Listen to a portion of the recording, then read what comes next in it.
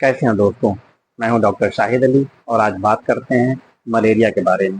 Malaria एक mosquito burn infectious disease है जो प्लाज्मोडियम पैरासाइट की वजह से होता है, जो दुनिया के ट्रॉपिकल और सब ट्रॉपिकल रीजन्स में पाई जाती है। मलेरिया पैरासाइट 5 तरीके का होता है: plasmodium falciparum, plasmodium vivax, plasmodium ovale, plasmodium malariae और प्लाज्मोडियम नोलोसिस। अब बात करते हैं कि यह फैलता कैसे है या होता कैसे है। जब इन्फेक्टेड फीमेल एनाफिलीज मॉस्किटो किसी इंसान को काटती है तो यह प्लाज्मोडियम पैरासाइट ब्लड स्ट्रीम में शामिल हो जाता है, जिसकी वजह से यह बीमारी हो जाती है। कभी कभी यह इन्फेक्टेड ब्लड ट्रांसफ्यूजन से या ऑर्गन ट्रांसप्लांट से या कंटामिनेटेड निडल से भी हो सकता है। जब यह पैरासाइट ब्लड में मिलता है तो इस फॉर्म को स्पैरोजॉइट्स कहते हैं।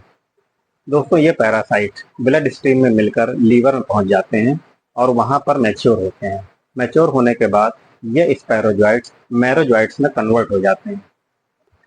मैच्योर मैरोजॉइट्स लीवर से निकलकर रेड ब्लड सेल्स को निशाना बनाते हैं और उसमें फर्दर मल्टीप्लाई करके अपनी तादाद बढ़ाते हैं, जिससे रेड ब्लड सेल्स टूट जाती है और नए मैरोजॉइट्स रिलीज होते हैं। ये रिलीज नए मैरोजॉइट्स नई आरबीसी को निशाना बनाते हैं। ये साइकिल बार बार चलती है। जब ये आरबीसी को ब्रस्ट करके रिलीज होते हैं तो उस वक्त पेशेंट को बुखार आता है, कपकपी लगती है। बार बार पीआरबीसी के टूटने से पेशेंट को एनीमिया हो जाती है। दोस्तों, कुछ मैरोजॉइट्स सेक्सुअल फॉर्म में कन्वर्ट हो जाते हैं और यह ब्लड स्ट्रीम में घूमते रहते हैं, और जब कोई दूसरा मच्छर इनको काटता है, उस इंसान को काटता है, तो ये मैरोजॉइट्स, ये सेक्सुअल मैरोजॉइट्स उस मच्छर के अंदर चले जाते हैं।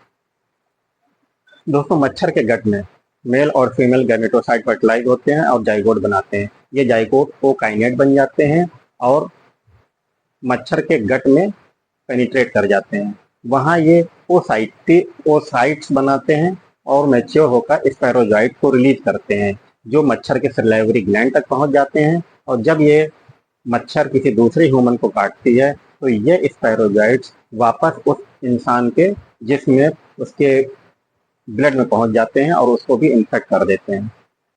इस तरीके से यह साइकिल चलने लगती है।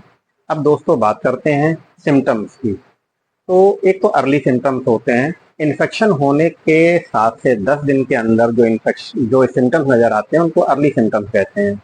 जैसे बुखार आना, कपकपी लगना, सरदर्द होना, पसीना आना, थकावट लगना, नाउजिया और वॉमिटिंग लगना।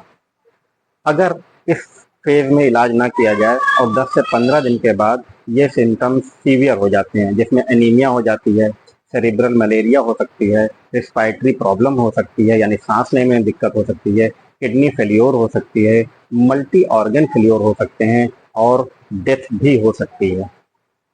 डायग्नोसिस को कंफर्म करने के लिए कुछ टेस्ट होते हैं जो कराना जरूरी होता है, जैसे blood smear, microscopy, rapid diagnostic test, जिसको आरडीटी भी कहते हैं। इसके अलावा कुछ और टेस्ट भी होते हैं जिससे ये पता चलता है कि मलेरिया की श्योरिटी होती है और कौन सा मलेरिया है, किस टाइप का मलेरिया है, ये भी हमें पता चलता है, जिससे आगे ट्रीटमेंट में आसानी होती है। तो अब बात करते हैं ट्रीटमेंट की।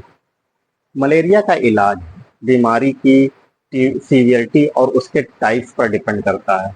इलाज में जो कॉमन ड्रग्स इस्तेमाल होती हैं वो क्लोरोक्विन, आर्टीमेसिन बेस्ड कॉम्बिनेशन थेरेपी और दूसरे एंटी मलेरियल शामिल होते हैं। जल्दी इलाज करना बहुत ज़रूरी है ताकि कॉम्प्लिकेशन के रिस्क को कम किया जा सके, बीमारी के ट्रांसमिशन को यानी उसके फैलने को जल्दी कंट्रोल किया जा सके और रोका जा सके। दोस्तों, बात करते हैं प्रिवेंशन यानी बचाव की। इसकी रोकथाम कैसे किया जाए।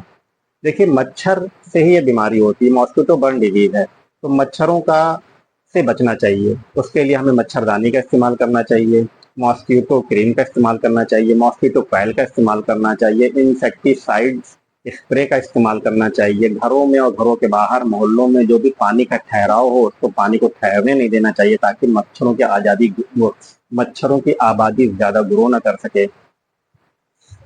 कभी भी जब आप सफ़र कर रहे हो और वो एरिया मलेरिया का एपिडेमिक एरिया हो तो प्रोफाइलैक्टिक मेडिसिन पहले से ही लेकर जानी चाहिए ताकि आप मलेरिया का शिकार ना बन सके। तो दोस्तों, मलेरिया एक सीरियस बीमारी है, लेकिन अगर हम इसका लक्षण जल्दी समझकर इसका इलाज शुरू कर दें और बचाव के तरीकों को फॉलो करें तो हम इससे बच सकते हैं और दूसरों को भी बचा सकते हैं।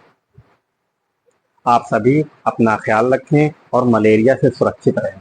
वीडियो अगर पसंद आया हो तो प्लीज़ लाइक और शेयर करें और चैनल को सब्सक्राइब करना ना भूलें। दुआओं में याद रखिएगा।